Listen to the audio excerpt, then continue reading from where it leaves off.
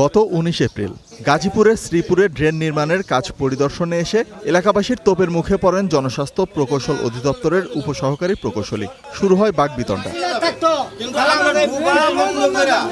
প্রায় ৩৫ লাখ টাকা ব্যয়ে উপজেলার কেওয়া পশ্চিম খণ্ড এলাকায় ৭০০ মিটার ড্রেন নির্মাণের কাজ পায় ঠিকাদারি প্রতিষ্ঠান এসআর কর্পোরেশন। কাজের শুরু থেকেই ওঠে নানা অনিয়মের অভিযোগ। ইট, বালু, রড, সিমেন্ট সহ নির্মাণ কাজে ব্যবহৃত বিভিন্ন সামগ্রী নিম্নমানের বলে জানায় স্থানীয়রা। নির্মাণ সামগ্রীগুলো ব্যবহার করা হচ্ছে, এগুলো আসলে খুবই নিম্নমানের।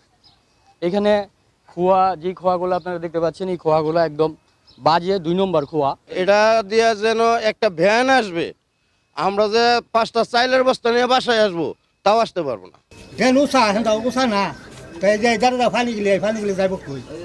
আমরা একটা রিক্সা ভ্যান গাড়ি আনতে অনেক ভয় পাই, আনতেই পারি না। তবে ড্রেন নির্মাণ কাজে অনিয়মের অভিযোগ অস্বীকার করেছে ঠিকাদারি প্রতিষ্ঠান ও জনস্বাস্থ্য প্রকৌশল অধিদপ্তর। এখানে কোনো নির্মাণের ইট ইউজ করে নাই। আমরা যদি নির্মাণের কাজ করতাম তাহলে এখানের এলাকার মানুষ অনেক সচেতন। আর যদি আমাদের কাজ নির্মাণ হইতো তাহলে এতদিন এতটুকু কাজ হইতো না। যদি কেউ ওইভাবে সুযোগ নেয় তবে সেটা অবশ্যই ভালো কিছু না, ঠিক আছে। তবে আমরা যে কোনো কাজ ঢালাইয়ের আগেই আমরা কিন্তু এসে ভিজিট করি। যদি আমরা এই ধরনের কোনো কিছু পাই, ওই ক্ষেত্রে দেখা যায় যে আমরা ওগুলো চেঞ্জ করায় দিই। সরকারি অর্থের অপচয় ঠেকাতে ড্রেন নির্মাণ কাজের গুণগত মান ঠিক রাখার প্রত্যাশা স্থানীয়দের। Desk report, star news.